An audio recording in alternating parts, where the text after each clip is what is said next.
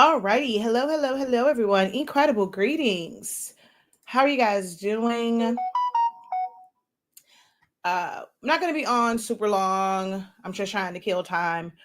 We were supposed to go to see How to Train Your Dragon at 12. We got out of here too late. We would have missed previews and all the rest of that stuff by the time we got there. So we moved it to 3. And so we're leaving out of here at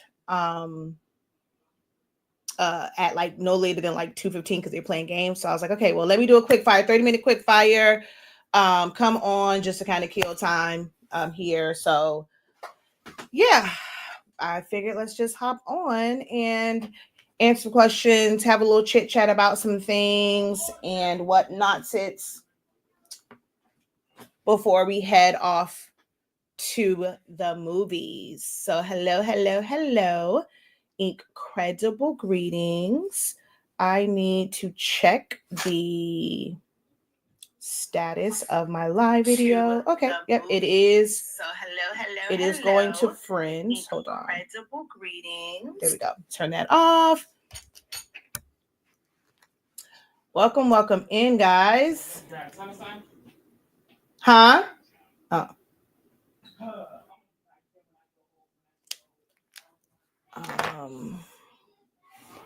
All right, I thought MJ was talking to me, but he's not. Let me share out the 365 Creative Academy one. Oh, wait a minute. Wrong May. Let me go back. Oops. Go back.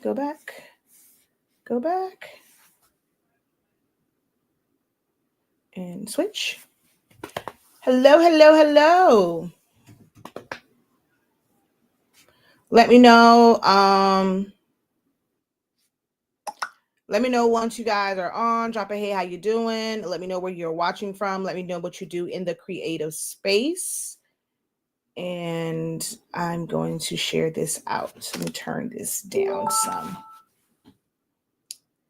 And share.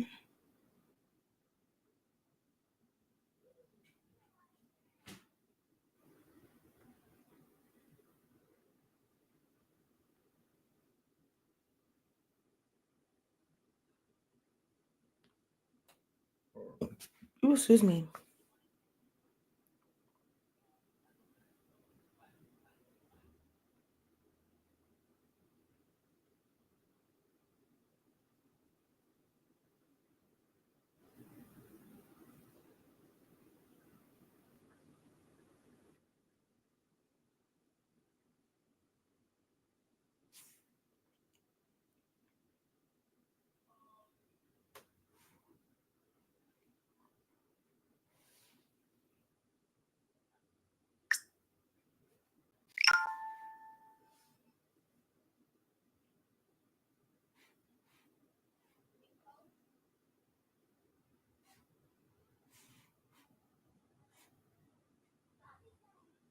All right, I'll share it out. All right, so just kind of go ahead and do my little quick intro. I am Shakia, the professor of HS Inc. 365. We are the home of the Honesty Speaking brand of products. We carry the absolute best summation paper and ink. Our summation paper allows you to sublimate as low as 365 degrees, as fast as 30 seconds. We are also the home of Silhaholics Anonymous, where we teach you how to learn and master Silhouette Studio and the Cameo machines. Now, when it comes to Silhouette Studio, you don't have to have a machine in order to use Silhouette Studio. Silhouette Studio is a pretty decent standalone graphic designing software, especially for beginners. If you're not wanting the commitment of paying monthly for programs like Photoshop or Canva, there's a lot of things that you can do within Silhouette Studio and being able to manipulate different things and trace things. And there's just a whole lot. Like you can make invitations, you can do party favors, you can do things for sublimation, you can set up your DTF prints, you can set up prints for laser cutting, you can set up like vectorizing things that you can have it digitized for embroidery. There's so much that you can do from Silhouette Studio, even without ever cutting anything to any machine. And I have been teaching people how to navigate that software for 10 years now.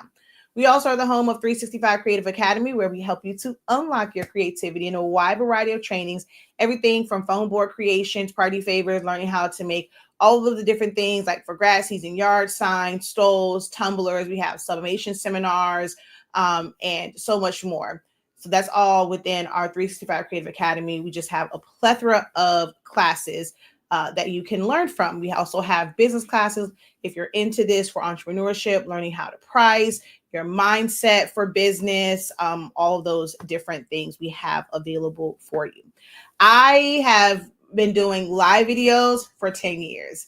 And the main thing within mine is, even though I have classes and you guys still sign up for them, I like just kind of showing up. I make time to kind of come on, answering those questions. Sometimes I catch people like right when they're about to pull out all of their edges because something that they are working on is frustrating the crap out of them. They cannot figure it out. Or maybe, hey, you figured out a workaround, but you have questions like, I want this to work smoother next time. I don't want to go through this headache. So can you help me out? Are you able to provide any type of help or guidance so that I'm not losing my mind the next time that I do this? So I like kind of coming on spontaneously, catching guys and being able to help you in real time. So all it takes is for you to share it out, tag a friend, ask your questions. When I'm doing these, I'm not really coming on in a teaching capacity. I've taught so many things over 10 years. You name it, I guarantee I probably have a video somewhere that I can direct you to. So even if your question isn't answered in this video, but you have a question or something that you're wanting to learn, we either have a class or we do have a video on one of our 3 YouTube channels. So if you're watching the playback, feel free to just kind of, put in the comments if there's something that you're wanting to learn. And if you want to know if we have resources that we can direct you to help you learn that thing, even if you're not like on the live video to ask questions right now. But my time is limited, guys. So don't hesitate. If you're sitting in the background, like, I just love all your content. But if no one asks any questions, y'all just gonna sit here and just look at my nicely beat eyebrows. For 20 minutes because, like I said, I am on a time crunch because we're going to go to the movies. So hopefully you guys are going to be quick with the draw and actually post questions and things of that nature so that this actually has some substance to it. So let me go over here. Hey, Tiana, how are you? Hey, Javaya. Welcome. Thank you guys so much for the likes and the thumbs up. Appreciate it.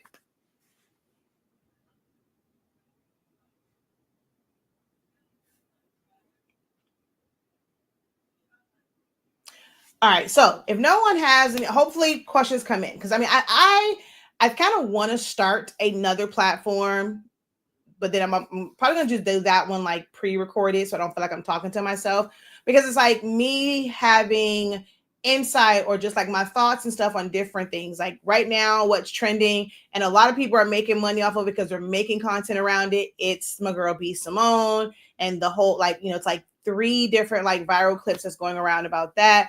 And one of them in particular that kind of just stands out for me is the clip that people are recirculating about her, saying, I have to budget, I'm so tight with money, and people are making it seem like she's broke. But a lot of people also did not watch the full podcast. I actually watched the podcast. Like, I'm big on, I'd rather watch them. I don't really consume a lot of podcasts through the podcast platforms. I'm a visual person, so I like to watch them. And she was basically saying, she has to be tighter with her budget because she's doing a lot of things within entrepreneurship and business. Like, she has investments, she has assets, that she spent money on things that have value. And if she needed liquid cash, she can basically liquidate it, sell it, whatever, and get that. But she's also working on a really big business venture in setting up an app. When you're doing like these apps, it's not cheap to set them up. She has an app that's going to have like different like shows, whether it's podcasts, talk shows, however it's formatted. And there are people on those shows and they've recorded videos and they've done things already. These people have to be paid out. So our people are making it seem like she just out here like broke and she need to go get a 9 to 5 now because she made a comment about that. in entrepreneurship, like making those sacrifices, I've been through that as an entrepreneur. And because we wanted to be able to get certain things or do certain things within business, you become tighter in other areas so that those resources can go towards that. And this, to me, is just so many people that just don't understand business and entrepreneurship. And I'm looking at these comments and I'm like, yeah, you're the ones working 9 to 5 and you just don't understand what it's like in business and having to make those sacrifices. It's just that most people don't talk about them openly. Major companies do it all the time. I know you guys have seen where it's like, you'll see it on the news, XYZ company had this major layoff, like they were just laying people off left and right. But then they come back a couple months later and it's like, oh, well, now they have a new facility or they have this new thing, whatever. And it's about cutting the fat to be able to do something bigger. Like that money has to come from somewhere. So they will lay people off so they can free up that labor, even if it's just, you'll be surprised at like how much labor adds to the bottom line for a lot of companies. Like that's one of their biggest expenses. So even if you go and you lay off 10% of your staff and that's salary that you don't have to pay for even a month, for some companies that literally can free up hundreds of thousands to millions of dollars that they now put towards a certain venture. They will put the money towards that. Once that's up and running, now you still need staff members for that. Now they're going to go through a big rehiring or like a big job fair and things like that after they just lay people off. People are always like, how in the heck are you having a job fair? Why you lay all those people off? It's because they needed to free that up. It's a part of their budgeting. And these are things like big time business that people just don't understand, how these things work. So it wasn't like the girl was saying she had no money whatsoever. She said, it's tied up in assets, tied up in investments. She has real estate investments that she's put money on. It's like it's coming back in. When you work for yourself and what most people don't realize, if you have an LLC, you can't really have a W-2 where you're putting yourself on salary and things of that nature. You do what's called an owner's draw. And it's best if you kind of do have an agreement with yourself and your business, and it's like a set amount, whether it's a percentage based off of the revenue that you brought in, if it's going to be a certain amount for the year, and you're going to automatically have that as like a transfer from your business account to your personal account. So it's not a paycheck necessarily. And so what happens, all the money technically goes into like your business account. It's not really your money until you complete that owner's draw. So having just that liquid money isn't like, you don't always have that. You don't always, it's so many entrepreneurs that be like, I don't even pay myself. I'll make sure that my employees get paid, but I'm not getting paid from we're profitable, but I can't get paid. I got to pay my staff. I got to make sure that the upkeep and all the overhead of business, I'm taking care of that. And they have their livelihood from sometimes from other resources, like their investments and things like that. And while that investment is bringing in money, it's making sure that my rent or my mortgage is paid, my utilities are paid, my car note, my cell phone, buying, I can still buy outfits, but like she said, I can't go to Bloomingdale's to buy this. I got to go to H&M. Like I have to go somewhere where it's a little less expensive because I can't just splurge. I've been that way where, you have to just be tighter on it because you are making and you're setting yourself up for greater. Your money that you had to spend is going different places. I had times where it's small time, but I would be buying me a frappe. Like it's certain things that like are indulgences for me. And when we wanted to do certain things, hey, I can't do that. I have to sacrifice this. I'm going to put this towards our vacation fund. I'm going to put this. So I can't just go out and just splurge because, there's a greater thing at work here. And that's all she was saying. And I'm like, people are taking that so out of context because they just don't understand what it's like to be an entrepreneur. People really don't understand what it's like to be an entrepreneur. Hello, Jackie. Marvina. Hello, Miss Vanessa. Hello. Welcome. I'm just doing I was trying to do quick fire Q&A. I now have about 20 minutes left because me and the boys are going on our movie dates. We were supposed to go at 12, but we got out of here a little bit too late. And we've had to rush to get in there and trying to get like our snacks and stuff or popcorn and drinks. Even though we already ordered it, you still have to go through the line to like kind of pick it up and stuff. And we wouldn't have made it in time. So we switched it to the 3:00 movie. So I'm just killing time until it's time for us to go to the movie. So I figured I would hop on and I would just kind of do a quick fire as far as like answering questions that you guys may have. So the floor is open for you guys to ask any questions. If you're you're thinking about trying something new and you want my perspective on it. If you're wanting to know the differences between, different products. I was just on a call right before I, went live, and, we were discussing like DTV, and she was saying that, she had tried that. And while DTV, I'm not saying it's not a great product. I actually have some. That's the Caesar one. It wasn't this, oh, wow, this is game-changing type thing, because I had been making shirts using Jet Pro 3G. Both of them are the same. They are a principal transfer for darks. They do the same exact thing. It's a film with the emulsion layer. Well, actually, the ones for lights has emulsion layer, but it's like a white film. You're going to print onto it. You're going to use a cutter to cut it out. You peel it like it's vinyl. It has a transfer that you can use, and then you're going to put it on a shirt. Slight difference in DTV and like Jet Pro was DTV, it had an actual clear transfer, kind of like when you're doing eco-solvent prints, things like that, and you can put that down and transfer it. Whereas like Jet Pro 3G, you really couldn't, because it was like pressure sensitive and it was hard to release.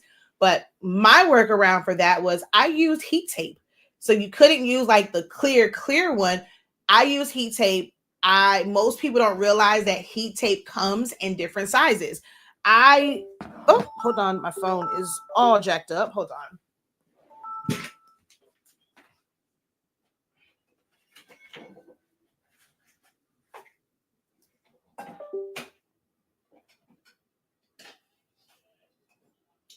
Now, we don't sell the 8-inch one on our website,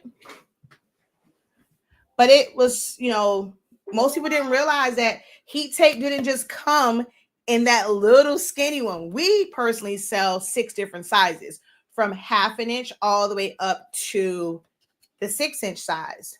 So I was using, like, there's one that's even bigger than this. So I would use ones like this, and I will put that across my Jet Pro 3G, and I'm able to transfer it. It doesn't lift up the ink or anything like that, but it's using the proper, like it. Of course, if someone says heat tape, most people in their mind was like, I'm not about to take those small strips and go across it. No one's going to do that. You get the right one. So like these two are from our company. It's a 4-inch and a 6-inch. And that's what I was using for like my principal transfers, where I could have little small, like I can have individual letters, but I'm able to transfer. It didn't have to just be one solid print. I think I may even have one of those shirts in here. Hold on, let me see if I have one of those. Whoa, in here. Or it might be in the hallway. Actually, no. Yep. This shirt right here, this is made with Jet Pro 3G. All of these individual letters, the pieces are not like, it's not just one big box. This is a solid cut, but all of this, the white and the colors, this is all done with printable transfers for darks, Jet Pro 3G. And I used heat tape to transfer it. So I know we were on there when she was like, there are some instructors that just kind of tell you like different ways. I never really talked a lot about the DTV because I use pigment ink printers. DTV does not work well with pigment ink. For DTV, you have to use a dye-based printer. I'm not a dye-based girl. Well, actually, I'm not going to say that. I prefer pigment ink for most things. I like matte papers and really good quality coated matte papers for most things. And pigment ink works out better for that. On Jet Pro, pigment ink works better on that. It doesn't run. Now, if you're doing something on like glossy paper, anything like glossy paper, like glossy photo paper, the glossy adhesive, like vinyl sheets and stuff like that, a dye-based printer would work, and it won't necessarily bleed because it's coated. I did a whole video about that, showing the differences between coated paper and non-coated paper. So I just did like these passports, and they won't run because this is a photo paper which is coated, but these were printed from my Canon printer to be able to make these. So I'm not going to necessarily say I just prefer pigment ink, like as my everyday type printing. I prefer pigment. And that's my large format printer is pigment. So if I was doing something small, I could use the 8.5-inch sheets of DTV on my Canon EcoTank. Well, it's not EcoTank, it's a Canon tank printer. I could use that, but I prefer to have larger sheets. Well, I can't put that in my printer that takes the larger sheets. So it's not like, I'm not gonna say one is better than the other per se, but it depends on like the printers and stuff that you have. So if you are somebody that has a pigment ink, which most people don't, because most of you guys love EcoTank printers and those are all dye based. If you had a pigment, Jet Pro or some of the other transfers for darks would work better than the DTV. But y'all will know that because y'all barely ask questions about the stuff that you're using. If you hear stuff about materials, different products, how can it benefit you? Do you need to get into DTF? What is the difference between DTF and DTG? These are all questions that anytime that I'm live and I'm saying that it's a Q&A and you guys can pick my brain, I have experience and I have knowledge about a lot of these things, and I normally can give you direction, give you the resources that you need to make the best decision for you. Because if you were to buy all of the stuff that comes up in all these different craft groups and creative groups, you'll be broke, for real, for real. So I'm always just opening up my platform to say, what is it that you need information on? Don't be afraid. No question is a dumb question. Or a silly question. What's silly is having somebody who is truly an industry expert, a subject matter expert in these things saying, I'm not even charging you to pick my brain, to get the answers. Unless you guys just love the excuse, oh, people gatekeep, but you're on platforms where someone is saying, hey, what questions do you have? And then y'all keep y'all lips closed. But I always say, you're more than welcome to ask questions.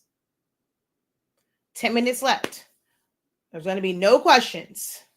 All of you guys who are watching right now, everything is perfect in your creative life. Nothing, you're not looking to learn anything new. You're not looking to improve any processes. You're not looking to, if you're in entrepreneurship, you're not trying to figure out how to get more clients or customers.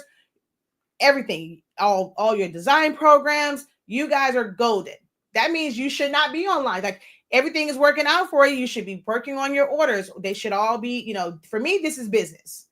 This is a part of my business. This is how I extend my reach, and how how new people find me is I'm always like showing up online. I like to teach, so. All right, I'm not going for a show.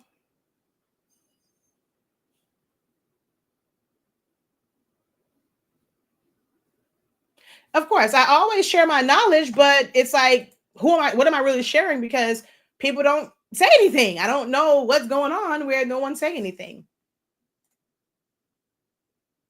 So with pigment ink, how long does a transfer last?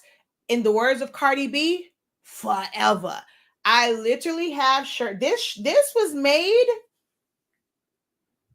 in either 2020 or 2019. One of those years is how long I've had this particular shirt. I have ones from my niece. My niece is now 11 and my mom wears her all the time. My cousin was like, they should see mine. She's like, because I'm always wearing mine. When we had hers, that she's 11 now. It was for her 6th birthday. It was Hello Kitty, and it looks like the day that I made it. Nothing is faded because pigment ink is water resistant. It will not fade when it gets wet.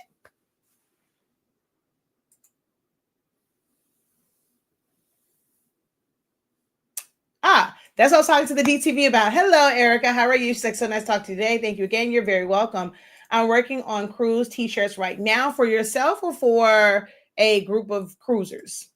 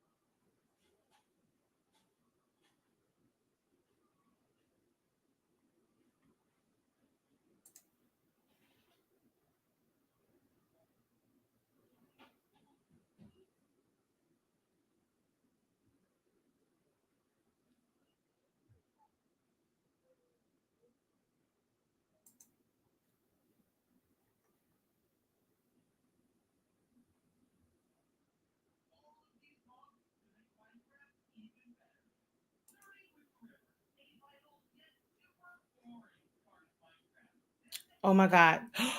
She got all the good candies. Oh my gosh, she got big blows.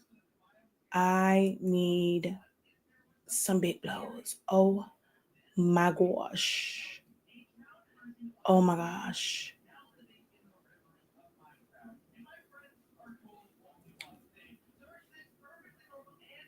A group. I have the front done with DTF, and now I'm working on the names for the back. Did you do the names in DTF, or are you doing them with vinyl?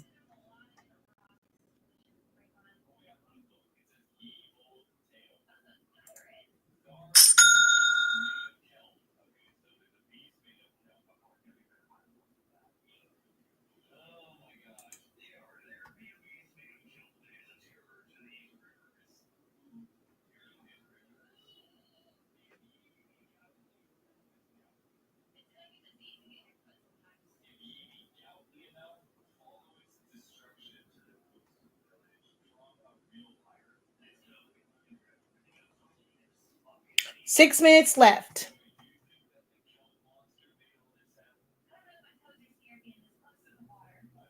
Vinyl, okay.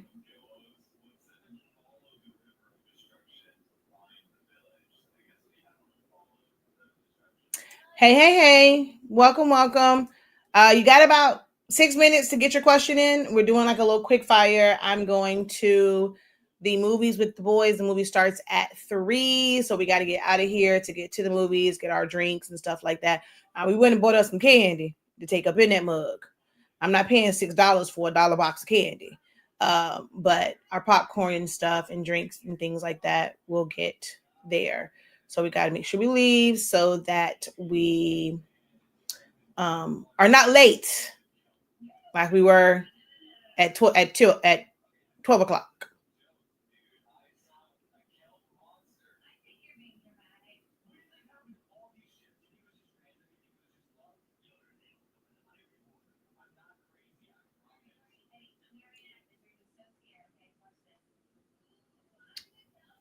I followed your video for making a clack fan template in Silhouette. How can I take that file to Photoshop and use it to create my mock-up? Okay, so you can either just follow the same thing like in Photoshop. to create like that so you can design in it. If you're just wanting like, okay, so to create your mock-up, are you designing it in Silhouette Studio and like putting all your stuff there, but you have a mock-up in Photoshop that you have that layer and you can put your image on it? Or are you wanting to, because you created the outline, you're wanting to take that so that you can design within that space? Also, so it's just the mock-up. Oh well, let's just create my mock. Okay, that was the next part of it. Okay, I'm waiting for you to respond back.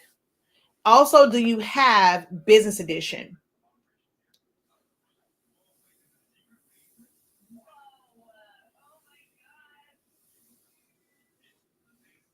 Do you have business edition?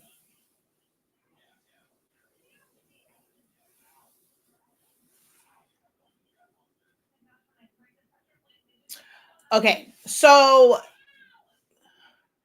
technically, what you can end up doing is like filling it with black, right? And then you're going to save it as a PDF file, and you're going to open up that PDF in Photoshop. You're then going to have to create a selection. Do you know how to make a selection in Photoshop?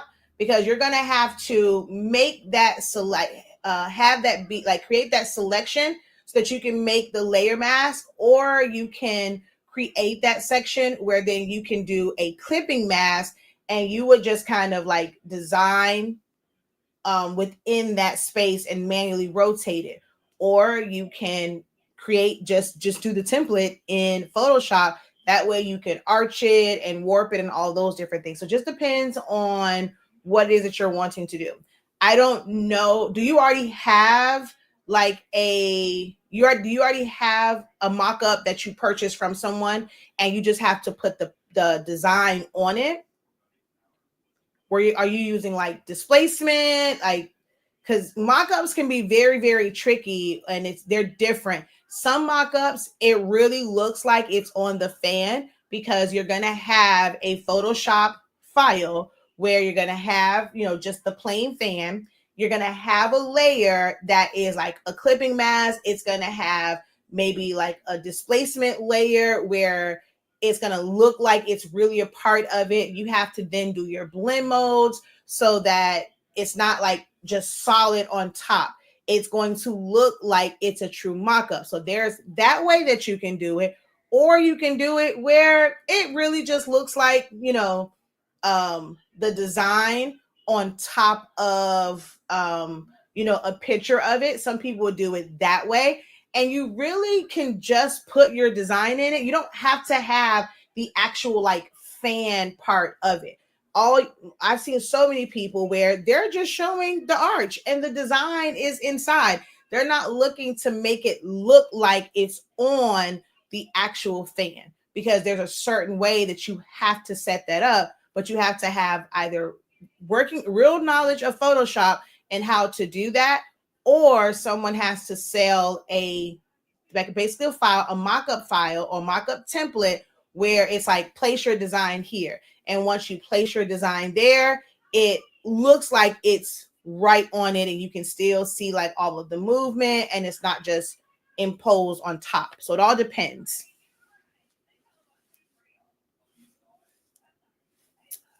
You designed your mock-up from scratch. Okay, so is it just that you just want that shape and you just have the ribs, like you just made your own with like rectangles to look like a fan?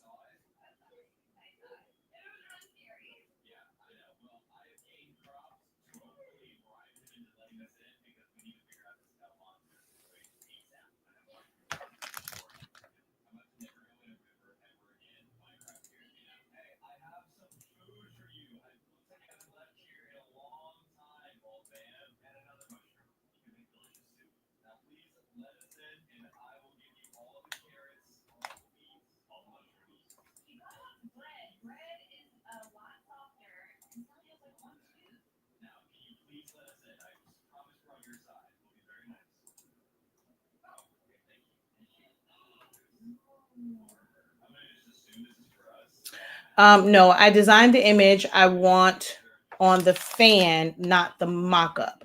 I want the image showing within the arch. So you're not okay. So that's all you're wanting. You just want it to be where it's a design inside the arch, not necessarily on an actual fan to look like it's like you printed already without having to print it. Okay, makes sense. So this is not an actual template. Like I don't know. Hold on one second. I'm gonna just switch over, present, share screen, share screen, share screen, share screen.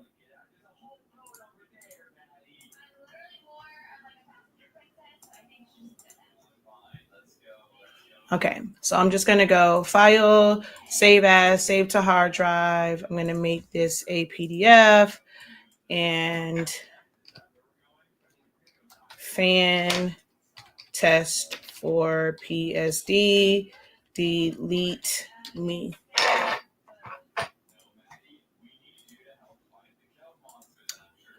File. Oh, wait. Did I put... Oh, shoot. Wait, did I? I think I forgot. Did I do PDF? I think I may have forgotten to put... No, I did because it didn't change up here. Okay, perfect. So I'm going to go to here and open. And we're just going to hit OK. And so see, it's going to come in like this. If you hold down Control and click, it's going to create like that selection, right? So you can, oh, wait, wrong one. I'm going to go. Okay. So let's say I did this. I'm going to just duplicate this, duplicate layer to, what was the other thing that I was working on?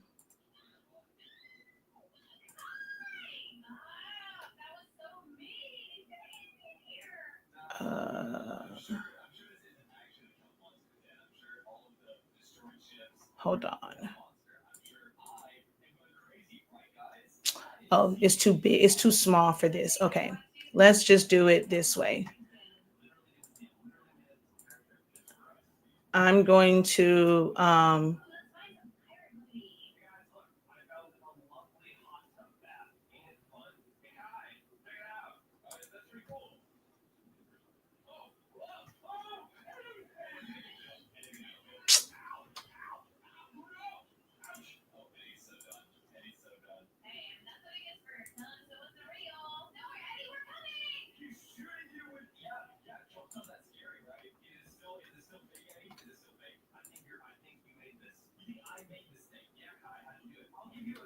what the heck? Why won't you?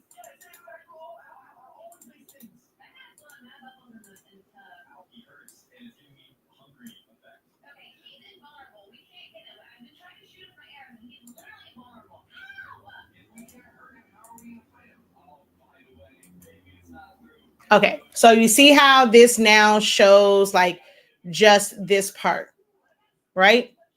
So you can do it one of two ways. Once you're designing, you can have like this is what's called a layer mask. Black conceals, white reveals. So it's only going to show what's inside of there. Let me do it this way where we're going to duplicate layer.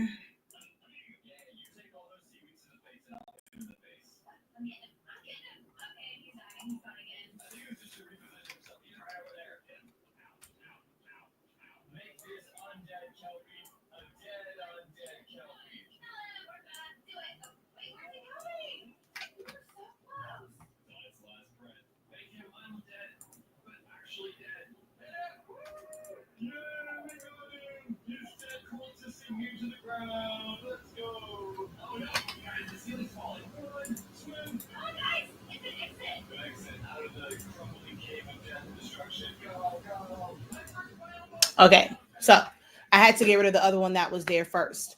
Or I could have made that a smart object, and that would have made another layer with the fade on it. And then I would have had this one. So let's say, like, even right now, I'm going to go back. Let's go back. And let's say I wanted that faded. If I make that a smart object, it becomes like that. And then I can add this and it still does it. And I have the fade. I would have to go into the smart object to do it that way. So that's one way of doing it, to where you would just design regular, and then you could use the layer mask to then, you would use the layer mask to just show that part. So that's one way of doing it. The other way of doing it, which this one, I didn't want to do a layer mask. I'm going to do, come on, dude. Okay. The next I'm going to do, I'm going to just put a solid color. I'm going to make it where it's white. Okay. I'm going to rasterize this layer.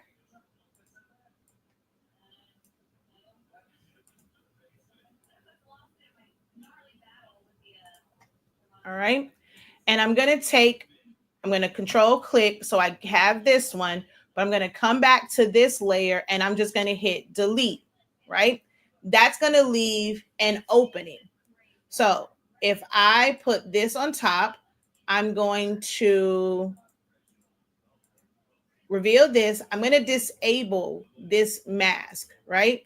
So if I turn this off, you see it's the full picture. But I'm going to put this on top where it's just masking that area off. So now if I come in, let's see, what do I have on here? All right, let's just say I'll take this one. I'm going to remove the background on it. And then I'm going to duplicate layer over to here. I'm going to come back over here. And I now need to shrink this down. And Control T. If I wanted to rotate it or whatever. So no matter where I move this at, it's looking like it's in the arch because of the layer that's on top right here. That's one way of doing it. You can also do a clipping mask, but with the clipping mask, you have to have all of your design, put that in a group, then put the arch on top, and then it will clip mask it to that group of things. Because if you do it just to the one layer, everything else will still show. It's just going to clip it to that one. So you would have to make all of your design stuff as like in a group, and then you would have to put the arch above that and then do a clipping mask, and it will kind of clip everything away, anything that's outside of that. So there's multiple ways of doing it. It's which way are you most comfortable with? Like, which one do you have a better working knowledge of? For some, this is probably the easiest way of doing it, where it's because, white doesn't print. So you would have the white around it. And without this, everything is just solid. This is just a layer mask on top. Like, it's like an overlay where you're only going to see what's in that opening. Make sense?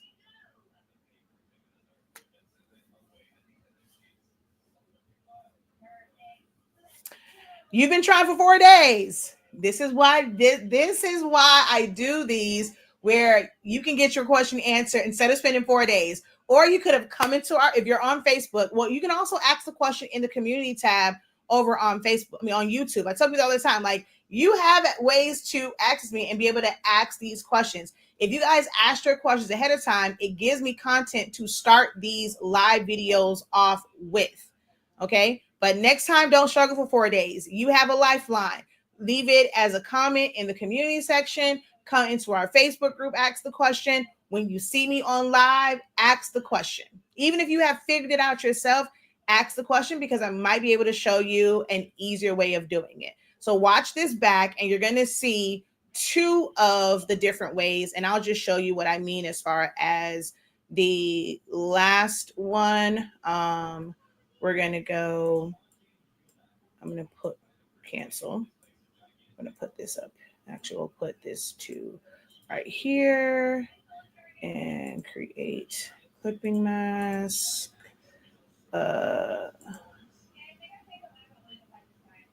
Oh, wait, no, wrong way. Let me release clipping mask. I'm going to go like this and create clipping mask. This part here is faded. So I'm going to come in here. I'm going to disable the layer mask. Say yes, and you'll see that it fills in everything. So the only reason why it was showing the black behind it was because it was technically faded. So it's showing the black from this. So you would do that and have the group and then do the clipping mask for that so that it fits in, like it'll clip to this shape. So like if I turn this one on, it's not clipped. If I go like this, it's behind, like it's not clipped, right? So if we go and I'm going to take these two, I'm going to, well, you see how this one, there's another clipping mask, so you can clip each one, or we're going to release clipping mask on those. I'm going to group these together, and then we will, hold on.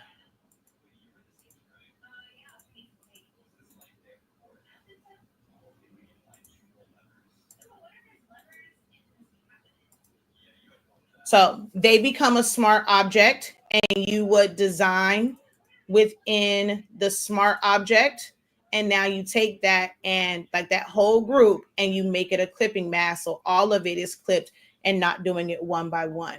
So that's that. All right. Oh, no, not gonna be late. I've got the other. Y'all, let's go. All right. So thank you so much for your question.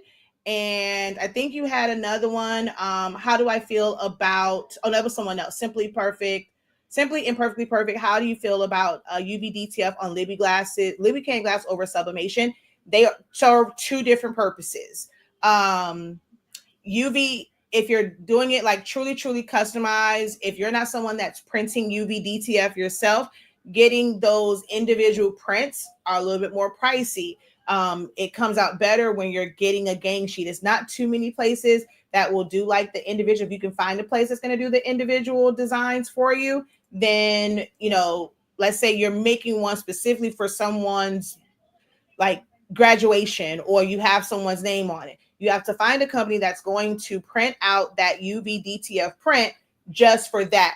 Normally it's like on a gang sheet. So you have to have all of your designs ready and you're going to put it on there. It's really easy, simple to do. It has a different feel on it. And it's opaque, right? So it's not going to be translucent. There's white behind it. When you're looking at it, you're going to see the white ink like on the other side. But if you're doing sublimation, it's translucent. So I don't feel like one is a preference over the other, like one is better than the other. What is your preference? What are you designing? If it's just random stuff, like let's say back to school teacher, someone has transfers that you can buy individually that has like teacher stuff on it, do that. It's going to be quick. It's going to be fast. But for customized things, it can be a little bit more time, not say time consuming, but it's like a couple more steps, and it might be a little bit more expensive to get custom wraps made that's like personalized and things of that nature. But I don't think one is better than the other. I do sublimation. I've used some of the UV DTF because I just got random ones from Florida Flexible. Okay.